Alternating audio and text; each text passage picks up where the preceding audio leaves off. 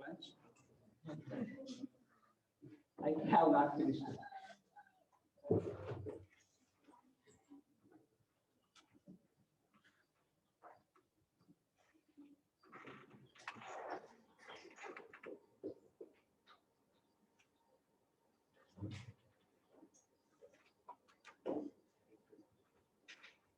Wanjira, welcome back. Yes, thank you. Good to see you. So Wanjira, without wasting a minute, could you please give a message to my students? Because today's youth, as you know, that most of the students they are gluing to the TV sets or the cell phones. They actually are not setting the right aim in their life. So today's youth maybe either in Kenya or India, the same scenario, I think. So you are being a proud daughter of a great lady in Kenya, or not in Kenya, maybe throughout the world. So what do you suggest this particular generation about setting the goal in life? Well, that's a really good question. I think one of the most important thing for these young people is that they focus on an education, and they focus on getting a good education. They do what they need to do to pursue their dreams for the future. And then for me, the most important thing is that they always remember where they came from. Wherever you end up going, always remember where you came from, the circumstances, the people who helped you along the way. And those people will always be milestones for you. And they will always remind you that you too can do the same for others, that you never got there on your own. Nobody ever does. And that we always go back and give gratitude to those who came before us and those who gave us a hand up. I always tell people that it's the thing I always want to remember, and I also tell my own children this all the time, is that we are all very lucky. I can see you have a beautiful classroom.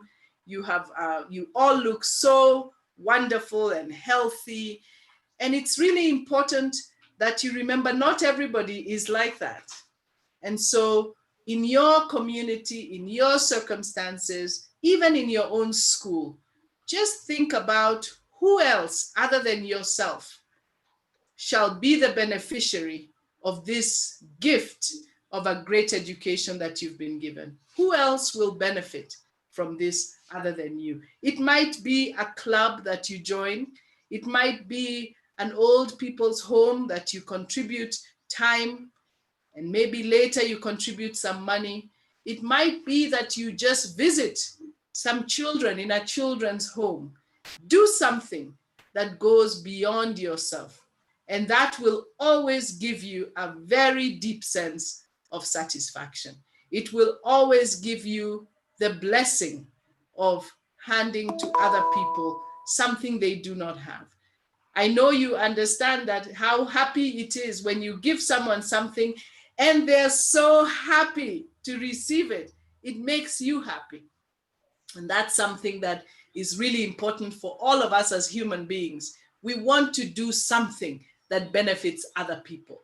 So seek out something other than what you're studying and focus on that as well. But always look for something else and then engage in that. Find where to go, engage in it, contribute to it, support it, and let it be a purpose that you pursue beside whatever else. Now, if you're lucky, your purpose will be where you end up working. And if that's the case, that's wonderful. You'll continue to pursue your purpose as you earn a living.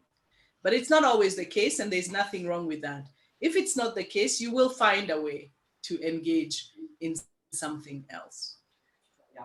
So, Koteswara Garu, are you still able to join? Sir, Koteswara Garu, are you able to hear my voice? Koteswara Garu, I am actually, we have less time is left. We are waiting for some other questions. I can see hands with those children with their hands up. Yeah, but the teacher is not available. I think Koteswara Garu are still there. We have less time is there. You have to hurry up.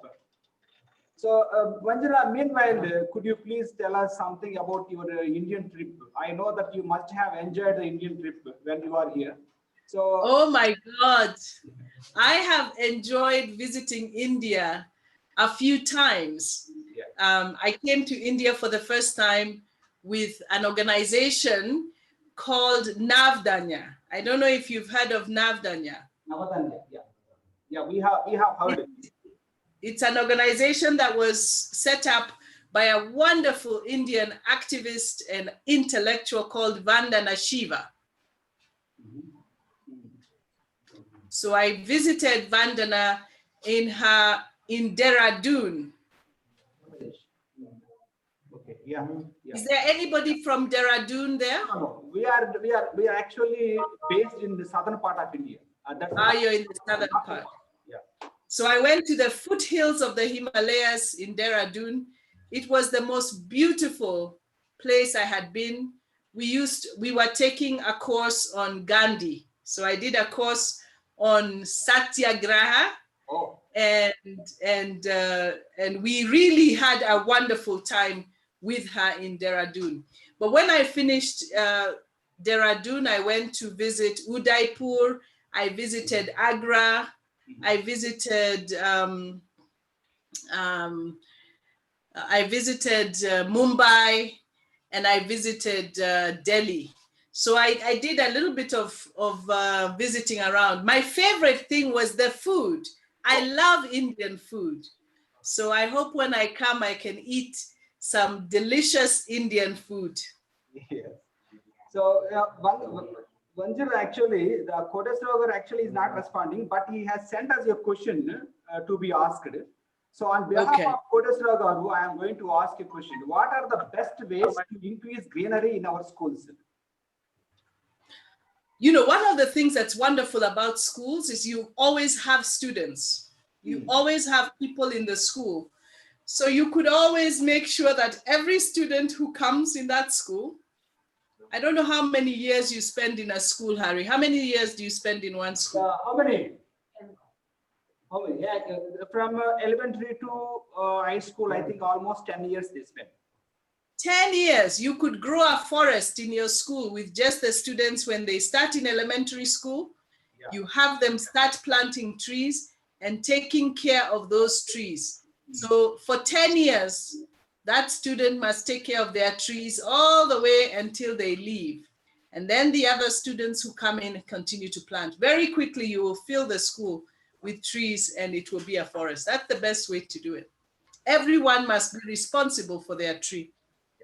So, Vanjira, actually, we have come to the end of the session. Now, the last question I have, how do you feel when a country like India, and in India too, one of the states in India, Andhra Pradesh, has suggested the education department to feature Vangar Mathaya's lesson in our English textbook. So when you heard about it for the first time, what was your reaction? How did you feel? I was very happy, but I was also surprised. I said, where did they find her? But I also know that so many of what happens in India is so similar to what happens in Kenya. Oh, look, there it is. Yes, I see it. Environment. Yeah. Very good.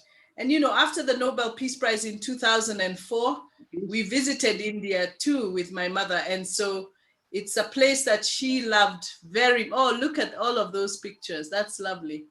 And I see that someone is studying very hard and he has written all over his book. That's great. Okay. That's wonderful. Yes, so I was very happy. I was really happy, Harry, to hear that. So we have just come to the end of the session, and I am really thankful, Vanjira, for giving us a second chance to chat with you. And I am really proud of myself and my students because of having you today. Because it's the rarest opportunity. I tried this opportunity through a friend in Kenya. And he gave me your contact number. Finally, I succeeded in inviting you to my classroom. We are so thankful to you for giving your valuable time. I know that you are busiest person in world, and you have so many things to do. And I am also thankful to Dorcas Karanja. I think she has given me updates about your appointment.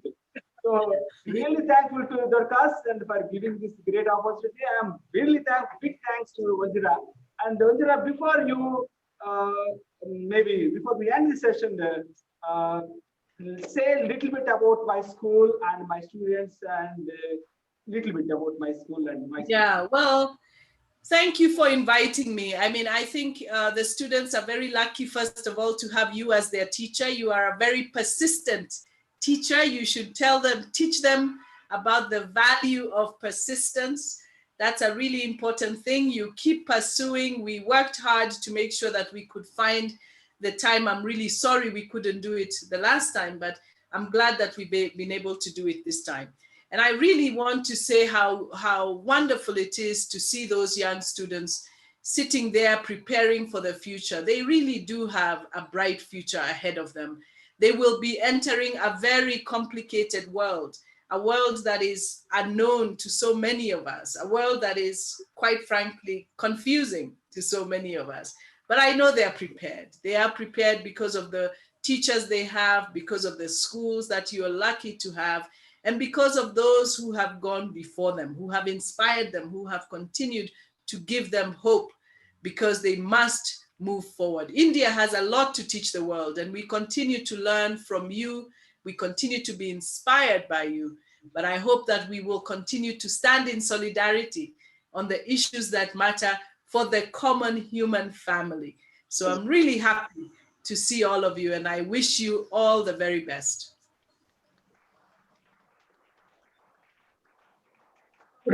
All the very best. Thank you, everybody. See you. Bye-bye. Next time I see you in India, I hope. Yeah, you are most welcome to India. Bye. So, Ramesh garu, thank you so much, sir, for your presence. Kodasra garu, thank you so much, sir, for your presence. So, in the near future, we will invite ma'am one more time, so that the many schools can connect with ma'am with lots of questions. So, thank you, ma'am, for sparing your valuable time. Bye from now. Bye-bye.